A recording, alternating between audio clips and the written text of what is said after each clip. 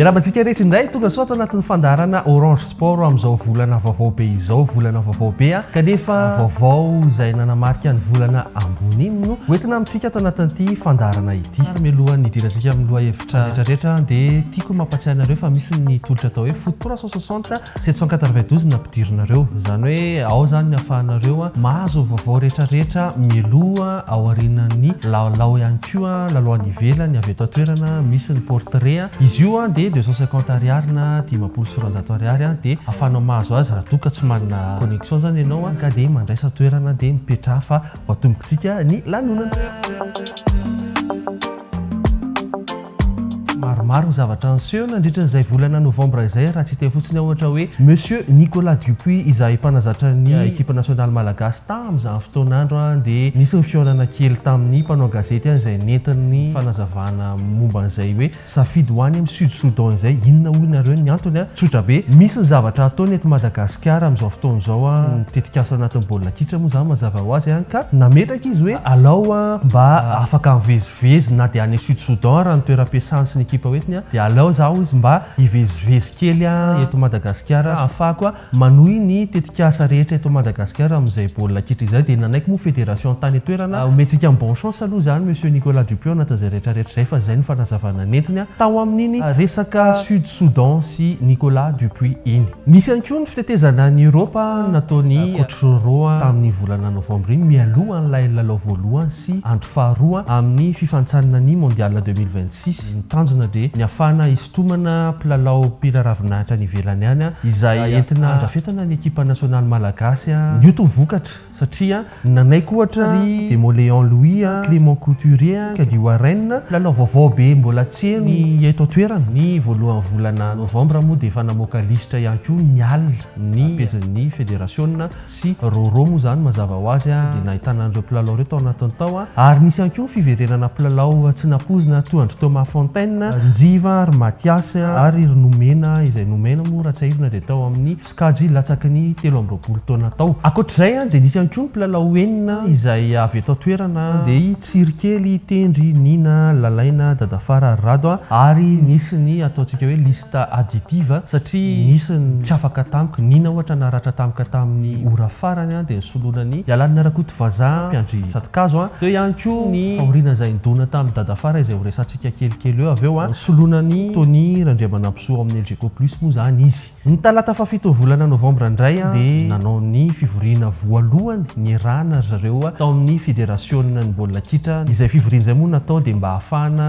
mitady hoe inona ny zavatra tokony atao aingana sy ny l'avenir hozy amin'ny fiteny vahiny zay kiandoha zareo kiandoha ary nametraka zareo fa ho atao ambonimbony ny tambo-karama ny prime ho an'ny ekipa nationale raha toa ka mandresy zany hoe eo ny prime de match ny prime de présence fa eo koa ny prime de victoire zany hoe doublé ilay izy entina ampamotivena ho ny teny vahiny zay any mpilalao rehetrarehetra. Toy hatrany vaovao avy eto toerana raha iresaka ny club ao anatin'ny Orange Pro League ao isika dia misy any Dato FC izay nahita fifanarahana tamin'ny Naval Joachim izay mpanazatra ny 5FC tamin'izany fotoanandro zany manana trakefy ty mpanazatra ity sady tanora dia tanora dia mino izahay fa hitondra vokatsoa izay fiarahan'ny olona tanora ao anatin'ny club izay sady ho resahako amin'ny toy aneto ihany hoe ny Orange Pro League saison 2024 zany dia anomboka ny tsefatsefa ny volana janoary eny zany hoe afaka ray volana latsaka kely eo any isika no hianoka indray ao anatin'izay fifanana izay. Tantely amam-boana tokoa ny fiainana satria very olomanga very kintana anankiray indray ny baolina kitra malagasy satria dia nandao atsika nandao ny tontolon'ny baolina kitra i Golbe na i Dominique Rakotonandrasana vao tsy ela akory izay tamin'ny volana ambony iny nisaona tanteraka ny tontolon'ny baolina kitra malagasy io ity mpiandry arato ity tsina mpiandry arato ny Scorpion de Madagascar tamin'izany fotoanandro izany ekipa nationale malagasy mirary fionana fianao fianakaviany ary ankoatran'izay vaovao izay dia misy ihany koa ny fahalasan'ny vady andefimandry ny Dadafara ao amin'ny ekipa nationale sy ny CFFA izay vao tsy ela ihany koa tamin'ny volana avril no nandao ny zanany izy mafy dia mafy ilay izy mavesatra fa dia mankahery any Dadafara izay ny antony nampatonga azy tsy afaka nanohy niaraka tamin'ny ekipa nationale tany ivelany tany tamin'ilay niona tamin'ny Ghana sy Tchad fa tsy maintsy nody nanefa ny adidy farany ho an'ny vadiny. Efa niteneko tany lolotany fa dia amin'ny tapatapaky ny volana janoary no iatomboka ny Orange Pro League saison 2024 nisy ny fanomanana mazava ho azy satria tsy maintsy misy foana précision alohan'ny saison ka amin'ity ndray mitoraka ity dia misy ny atao hoe GTA tsy lay kilalao akory fa grand tournoi de Tananarivo izay fifaninanana karakarainy ao amin'ny ligue d'Analamanga ao afahana manomana an'io saison ho avy io zany hoe misy équipe eo amin'ny 420 eo izy dia io fifaninana io entina anomanana sahady ny top lalaovana satria raha ny vaovao hoe ny farany dia nangataka ny filohan'ny CFEM tamin'ny filohan'ny fédération malagasy mbola kitra hoe aleo hiakatra 20 ny isan'ny ekipa anao an'ny Orange Pro League amin'ity saison manaraka ity ary tonga dia iona daholo ireo ekipa ireo fa tsy hisy an'ilay conférence be intsony aloha miandry mety ho akontsika fa votaterina tsy kelikely eto foana ho izay ngamba ilay izy dia vadika amina lohahevitra hafa indray tsika aloha mialohan'ny angan'ny ekipa nasionaly azony Ghana sy ny Maroc iolana amin'ny Tchad tamin'ny volana ambony iny dia nisy ny fitsofana rano sy ny fandraisam-pitenenana maro nentina nanambarana ilay resaka motivation ny ampitsiny moa zany ladra zareo no nanainga teny hivato teny ny azo ny toerana izay hivatana sy hiomanana hiatrehana ny lalao ny fafito ambin'ny folo ny volana novambra no niatrika lalao voalohany tamin'ny Ghana ny ekipa nasionaly izay tsy napozy maro raha partie favori ny Black Stars tamin'ny fotoana andreny navita nanohatra hatramin'ny farany ny ekipa nasionaly fa indrisy moa tany amin'ny minitra farany nokafoiny na hafatesan'ny Black Stars amin'ny baolina satria efa tena segondra vitsy no namonindry zareo tsy nakivo amin'ny mpanazatra sy ny ekipa nefa iny fa dia niampitsony ny andry zareo dia efa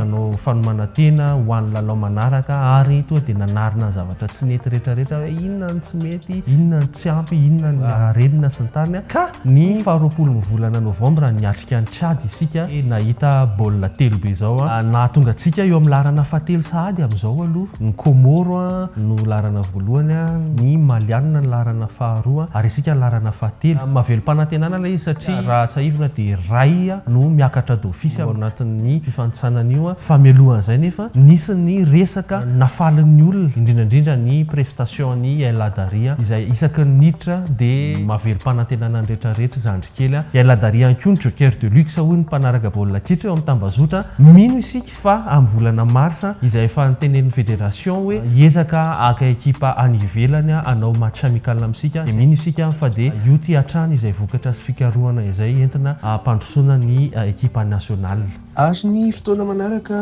dia ny volana Jona 2024 izay andraisantsika ny Komora sy ny Malia izay tafiditra amin'ny andro fahatelo sy ny andro fahaefatra ity fifanitsanana ho an'ny mondial 2026 ity.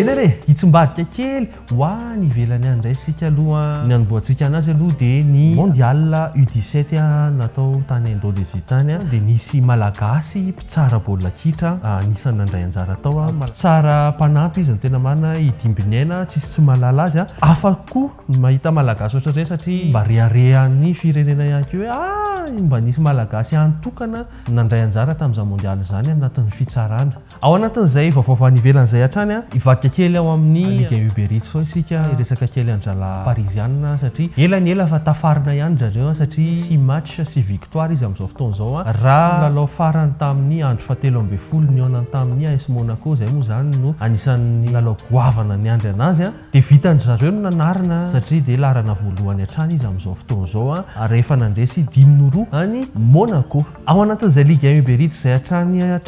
dia mahasondriana sy mahasorena ihany koa ho an'ny mpanaraka ny Olympique Lyonnais izay mitotongana hatrany satria dia ao amin'ny farany filaharan'ny Ligue 1 Uber Eats zareo amin'izao fotoana izao ary mamofopofona ny relégation ho any amin'ny Ligue 2 BKT raha izao no mitohy Fabio Grosso moa efa tsy hita intsony izay atao momba n'ity ekipa ity hatreto mbola tsy hita be ny ihany izay ataony manalasala ny olona ihany hoe ahoana ny hafaran'izy ity fa dia ho hitantsika eo aloha satria saison zao mbola vao eo amin'ny 13e journée amin'izao fotoana izao koa dia tsikarotra fa maro ireo mpilalao kalaza tojo faharatratra na blessure blessure ho isika nohony ilay mondial farany teo tsaivina fa nitotona tamin'ny période d'hiver hony izy iny ka tsy de nazaka loatra lay toe-batana de betsaka naratra tohany ohatra hoe Kamavinga ohatra zao rovolana be zao a Vinicius rovolana Gavi enimbolana Zaire Emery ray volana ary tsikaritra fa niakatra 5 isanjato a ny tahany maratra raha ohatra tao amin'ny English Premier League fotsiny ohatra de fa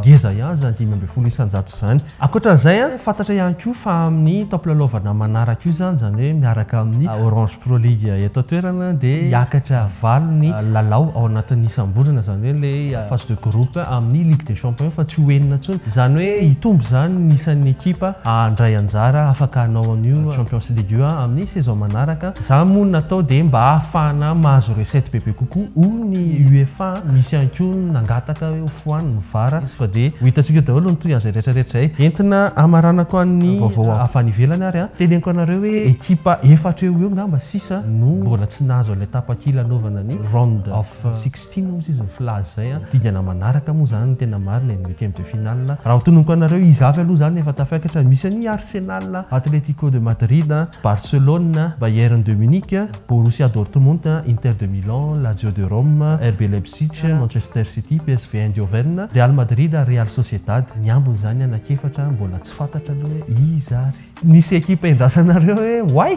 totsy ao zay mihitsy satria raha ohatra ny amin'ny groupe de la mort fotsiny ohatra zao misy any PSG, Newcastle, Milan AC reny zao mbola famafao be satria raha malalao faraparany teo zao de nanao rainoray ny PSG sy Newcastle. Milan AC koa nanao tamin'ny Galatasaray ho hitantsika amin'ny fandarana manaraka ny ambon'izay rehetrarehetra zay fa zay aloha ny azoko natolotra ho anareo aza dinona ny cliquer an'ilay cloche kely hoy ato satria ahafahanareo mahazo notification raha eto amin'ny tambazotra ny YouTube de zay indray ny azoko nomena anareo de mandra-piona mandrapitafa amin'ny manaraka indray amin'ny heritaona akaika amin'ny heritaona bye bye.